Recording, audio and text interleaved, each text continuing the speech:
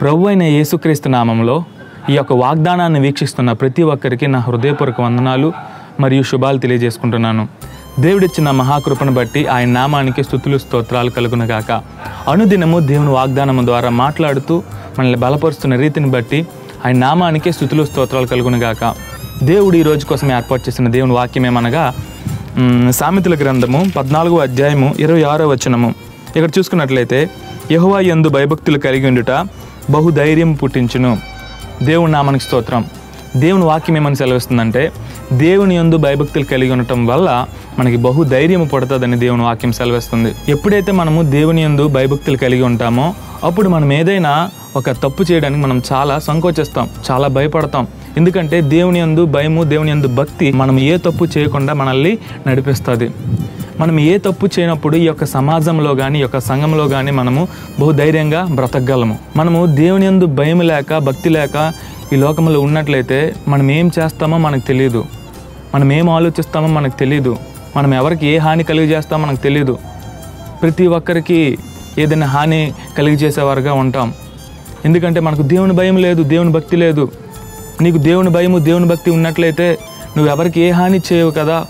అందరికీ నువ్వు మంచి చేయాలనే ఆశ తలంపు నీలో ఉంటుంది. దేవుడు నిన్ను చూస్తున్నాడనే ఆలోచన నీకు ఉంటుంది.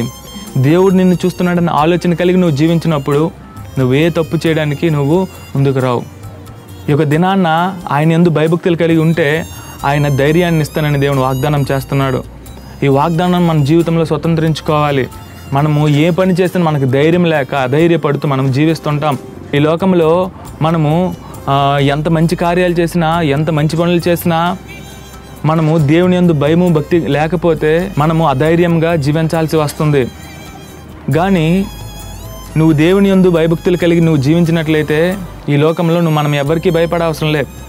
కేవలము దేవునికి తప్ప మనము ఎవరికీ భయపడని అవసరం లేదు. ఎందుకంటే ఆయనే మనల్ని నడిపిస్తున్నాడు. ఈ లోకంలో మనం జీవిస్తున్నామంటే ఆయన వల్లనే. ఈ లోకంలో మనం ప్రాణంతో ఉన్నామంటే ఆయన వల్లనే. దేవుని యందు భయము కలిగి దేవుని యందు భక్తి కలిగి మనం జీవించినట్లయితే దేవుని యందు భక్తి భయమే మనల్ని నడిపిస్తుంది. దేవుని యందు భక్తి భయమే మనకి ధైర్యం పుట్టిస్తుంది. మనం ఏ మార్గంలో ప్రయాణించాలో ఒక నిర్దేశమైన మార్గాన్ని మనకు తెలియజేస్తుంది. దేవుని యందు భక్తి కలిగి భయం కలిగి జీవించడమే. కాబట్టి ప్రియ సహోదరి సహోదరుడా, నీకు ధైర్యం లేకపోతే, నువ్వు భయపడుతూ ఉంటే దేవుని యందు భయభక్తులు కలిగి జీవించడం మొదట నేర్చుకుంటే నీకు ఏ భయము ఈ లోకంలో నిన్ను వెంటాడదు. రోగం అనే భయం నిన్ను వెంటాడదు, పాపం అనే భయం నిన్ను వెంటాడదు, లేదంటే ఈ లోకంలో ఎవరో నిన్ను ఏదైనా చేస్తారనే భయం నిన్ను వెంటాడదు. ఎందుకంటే దేవుని యందు భయము కలిగి ఉంటే నీకు తోడుగా ఉంటాడని నీకు ధైర్యముగా నువ్వు జీవించగలవు. కాబట్టి ఈ యొక్క వాగ్దానాన్ని మనం జీవితంలో స్వతంత్రించుకోవాలి. ఈ వాగ్దానం కలిగి మనం జీవించాలి. కాబట్టి ఈ యొక్క వాగ్దానం ఫలించలాగిన చిన్న ప్రార్థన చేసుకుందాం. పరిశుద్ధుడా, ప్రేమ కలిగిన దేవా, దయగలిగిన తండ్రి, ఇదిగో మాతోని మాట్లాడినందుకు వందనాలయ్యా. ఇదిగో మమ్మల్ని ధైర్యపరిచినందుకు వందనాలయ్యా. ఇదిగో దేవా తండ్రి, నీ యందు దేవా తండ్రి విశ్వాసము కలిగి, నీ యందు భయము కలిగి, నీ యందు భక్తి కలిగి మేము జీవించినట్లయితే దేవా తండ్రి ఆ యొక్క భయము భక్తి మమ్మల్ని దేవా తండ్రి పరిశుద్ధుడా ఒక ఉన్నతమైన అయ్యా మార్గంలో దేవత మమ్మల్ని నడిపిస్తుంది అయ్యా. అయ్యా బహుధైర్యము కలిగి మేము జీవించగలము దేవా తండ్రి లోకంలో. అయ్యా మేము ఈ లోకంలో ఎవరిని చూసి మేము భయపడమయ్యా. కేవలం నిన్ను బట్టి మేము సంతోషంగా ఉండగలమయ్యా. కేవలం నిన్ను బట్టి మేము ధైర్యంగా ఉండగలమయ్యా.